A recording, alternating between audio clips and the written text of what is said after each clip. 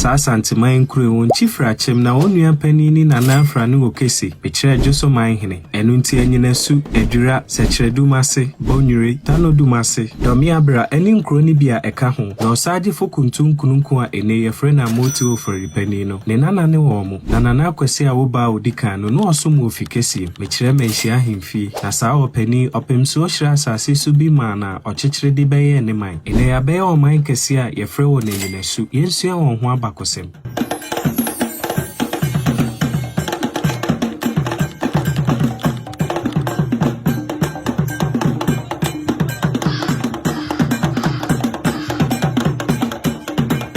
Asante di akon fa di nkro bebere so no Asante hene bo wona odi akon nanim nyina abaso ofenso hene jensa ase bebere ma ne manfo ehemfo aka ne bi so je wona abaso bode woni ema bebere mu e drop ani su ono akohwehwe baabi a otena one ne manfo ho beto wo mo enu nti opemso hira so ma wo mo na sei na wamba kosem ne hyase na na akwese a wo bara sa din eyemienu akwese ni a wo bara no no mo ye anuafo mienu na akon nti ebra wo ba ne ba ko amedru wo mu ba ko ne bedru na sa opani no ayo okofo kese wa achim na bra opani ne manfo bedru Asante Amamre no oka kire ni se onko hwa Asante Amamre nyina ba bi opese otena no nhira so ma no enu nti opani ne manfo hwehwe mu ko ho asase bia na obi ante so na bra obeka kire ni wura no ohira so ma ne ma odi honom be ye ni kru emfie bi akire no oto awa akwantuo no so de wa ni kire bia e bia ene wofre honom aguna ehona na kwese ne dom nyina betena ye na nam setete ne na ya abofodwuma na oye nti no me kire hanten Odinani kire bia ene wofre honum wiamo ase enu nti no ofre aguna na okwa hayo no ewo wiamo ase enu nti wiamo ase krochichire ohene yidi mu ntintimman ye pa na din wiamo ase no ase kire ne se tetibre mu ana ayo a yetwemu ade eni honum no na ye bo no osesu adru enu nti se nanano mu tukwan anase wo kɔ baabia no obi a osobre mu sobo enu nti se obi pra okwan mu a saaboi na osesu adru ade ye so mani pakro na wiamo ase ne na ye bo kese enu nti obi pe opani ya no okohwehwe no wiamo na se efrise saabre no ehona na oye na hayo adwuma no no free wiamo ase no okotena bia ye bia ofre hono mpepo ase na saabia ye na ye mepo mekire mountains enu nti okotena mepo na ya ase enu nti okona hayo ne ba emo obenya nyina no ode mo omuma omde kwa mepo na ya ase ehona omokoye ho adwuma enu nti edin bepo ase no eye mepo na ya ase na titibre mu no baabi ampanimfo yi tena ye nyina no na so ofri ho akọ baabi fofora na ode obi tena sa ekuro ne so na bakosem se doma na edi ohene yechi no amudoso yie pa na so obetumi atwamu okuro bi so a gise oni kuro ne ko ansa enu nti na akwese ne apa hene ede boso etwifa ne so ekirese odi ni so nkunim na bra otwifa ohene so obedru bia bia ofre ho dew ofri dew no obepie mu Asante Mampon na abakosem kirese ono no ohene odikan a ohun sa Amampon kuro yi mekirese odiscover ye enu nti na edi obi tena kuro ne so eto na kwantu ne so ebrepemu no eho abakosem ne ebesua kwanya nkrofo bi beka won ho a onya Amampon kuro no ofri honum no obepie mu adura debra opani druhu oni adura hene edibo ani ne ntokwanim no omuhu se omo ye anuafo fiso omo nyina ya asonafo enu nti ntokwane tutwaye no adura hene busane na mane mekirese obusane de nti a oba ho eni baabi a wokọ no de to hene yanim se ni wura ka kire ne se onhwehwe baabi a otena na sumbedwo no na onhyira soma no enu nti ni nua yi kire ne bia na eda ne bonkum so enu nti ohene ni man nyina afa akwa no su kopie mu enkranza nebra mu bedru honum no omokoto nkokrafo miensa akresa akradosi akrampofo na onua ba ni dudu a na sa nkranza fo o mase frikumase amakum eno to ohene di na mane ebon nkokrafo ma nkokrafo ka kire won se onsamfa wonsa bonkum so na ohene ne manfo na ntibe pie mu obia bia ofre honum sechiredumase na sa kroi ohene ne di kan hu ho kane be kire se o discover ye na obedru sa bia ye otena honum na titibre mu no se nanano mutena ba bi na se honje wo ma no omuhu ema omusa ato awa akwantuo ne so ebre wo kro yi so nyina na okona hayo na dakro bi okona hayo a okonhu se enyina miensa bi ebu a ensukrogin enemu eba na ebre obehu sa abia ye okase ho no ope enu nti okoni nche kofa ne dom ma omo betena sa abia ye ehoni na ekro Ayinasu asechire ne enyina miensa ensukrogin ginem na se udru sa kro yi so a owunsu fefefe bi a ofre no agenderu na se ensu ebrofum na obeka no waterfalls na sa obodan kese bi a efe yie pa mekire mountains eniama bebre ne wo Ayinasu a emakro ni mu ye nika se wo bekọ hono ebrepam no ebesua won ho ade bio